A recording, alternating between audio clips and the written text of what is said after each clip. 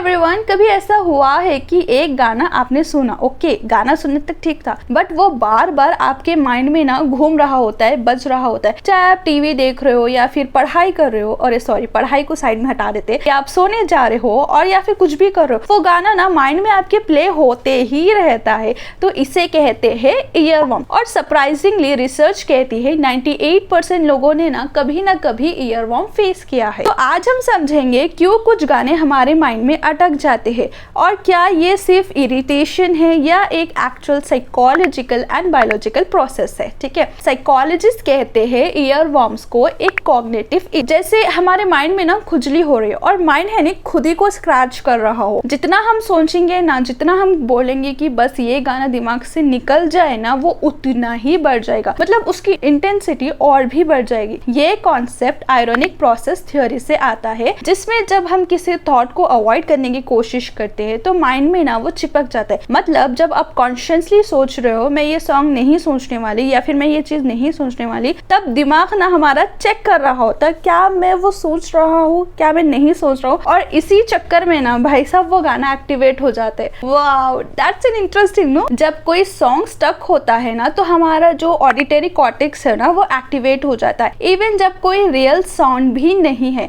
Research कहती है अगर आपको ना एक फेमिलियर सॉन्ग सुनाया जाए जिसमें कुछ बीट्स ना मिसिंग हो, आपका ब्रेन ऑटोमेटिकली वो मिसिंग पार्ट को ना फील कर देता है। इसका मतलब म्यूजिक हमारे ब्रेन का एक न्यूरल पाथवे है, लिटरली वायर्ड होता है। और यहाँ सिर्फ एक ब्रेन एरिया नहीं बल्कि हमारा जो मोटर कॉर्टेक्स है, हमारा बेसल गैंग्लिया है और हमारा सेरेबियम है ना, वो भी इसमें इन्वॉल्व होता है, जिससे लगता है जैसे हमारे अंदर ही ना गाना बज रहा हो। और मजे की बात बताऊं, जब कोई सॉन्ग हमारे माइंड में ना रिपीट होता है ना, तब हमारा हिप्पोकैम्पस और पैरा हिप्पोकैम्पल कॉर्टेक्स एक्टिवेट हो जाते हैं। ये दोनों मेमोरी के लिए रिस्पॉन्सिबल होते हैं, और साथ ही ब्रेन के कुछ ऐसे एरियाज एक्टिवेट होते हैं जो हमें रिवॉर्ड करते हैं, यहाँ से हमारा डोपामिन रिलीज होता है। मतलब अगर सिंपल वर्ड्स में कहा जाए, जब कोई सॉन्ग हम में ना अच्छा फील कराता है तो हमारा ब्रेन है ना उसे रिवॉर्ड देता है, कहता है कि इसको ना याद रखना है। इसका मतलब वो गाना बार बार बजता रहता है हमारे माइंड में। एंड ईयरवॉर्म्स बेसिकली हमारी वर्किंग मेमोरी के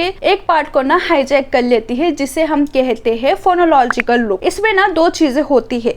पहला, फोनोलॉजिकल स्टोर में ना जहाँ पर हमारे जो साउंड्स होते हैं वो टेम्पररीली ना स्टोर होते हैं, एंड दूसरा है हमारा आर्टिकुलेटरी रिहर्सल प्रोसेस, जो रिपीट करके ना हमारे उस साउंड को ना रिफ्रेश बना देते। लगता है कि अरे मैंने तो ये पहली बार सुना, मतलब एक रिफ्रेशमेंट वाली फीलिंग आती है, बार बार सुनने से भी अच्छा लगता है। इसलिए जब गाना दिमाग में मतलब अटक जाता है ना, तब हम सबकॉन्शियसली अंदर ही अंदर गाते रहते हैं, जैसे ना हमारे अंदर ही एक रेडियो बज रहा है ना, मजेदार। सो नेक्स्ट टाइम जब कोई सॉन्ग आपके दिमाग में लूप बन जाए, इरिटेट मत हो जाना। ये सिर्फ गाना नहीं, ये आपके ब्रेन का एक म्यूजिकल मैजिक है। एक तरह से आपका ब्रेन ना एक छोटा सा डीजे बन जाता है, जो रीमिक्स भी खुद करता है और बजाता भी खुद ही है। आपको कैसा लगा मुझे कमेंट्स में बताना। मिलते हैं नेक्स्ट वीडियो में, बाय।